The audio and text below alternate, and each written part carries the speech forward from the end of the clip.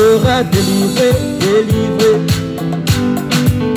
Tu seras délivré. Ce n'est pas facile, mais on va te délivrer. Il y a beaucoup de représailles, mais on va te délivrer. Tu seras délivré. Jésus guérissait les malades, mais avant de guérir un malade, il lui demandait d'abord: veux-tu être guéri? Si le malade répond oui, alors il le guérissait.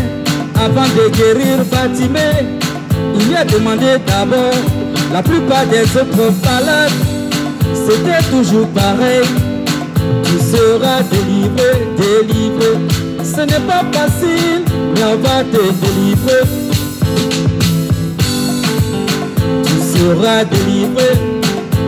De nos jours, avant de délivrer quelqu'un, faut lui demander d'abord. Parce qu'il y a des gens qui n'aiment pas la délivrance. En Europe, la maladie est devenue une entreprise. Avant de délivrer quelqu'un, faut lui demander d'abord: veux-tu être guéri? Veux-tu être délivré, délivré? Tu seras délivré. Dans une cellule de prière, il y avait un jeune homme. Il faisait la délivrance, il aimait la délivrance.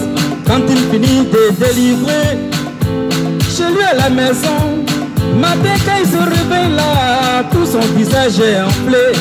On dirait qu'il l'a boxé.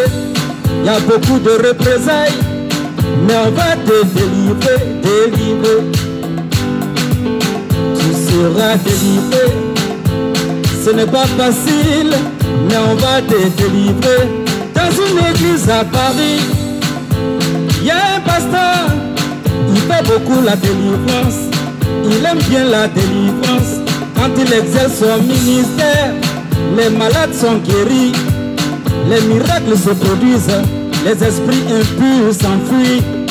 Il va te délivrer. Ce n'est pas facile, mais il va te délivrer. Un jeudi soir, il faisait la délivrance. Il y avait beaucoup de malades. Il y avait beaucoup de malades.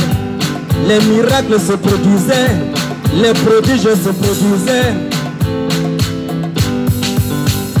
Il y a un paralytique qui est rentré dans l'église, dans son fauteuil roulant.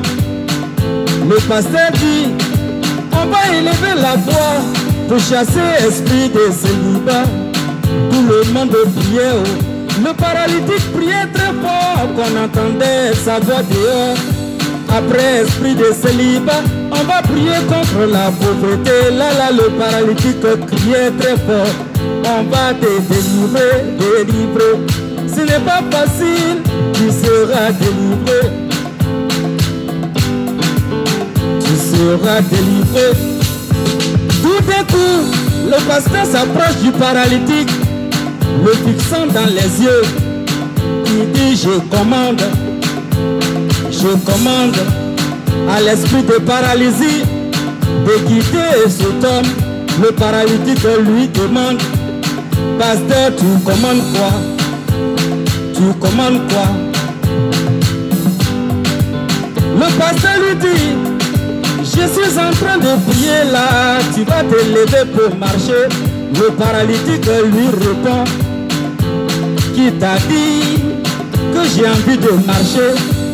Pasteur, qui t'a annoncé que moi j'ai envie de marcher?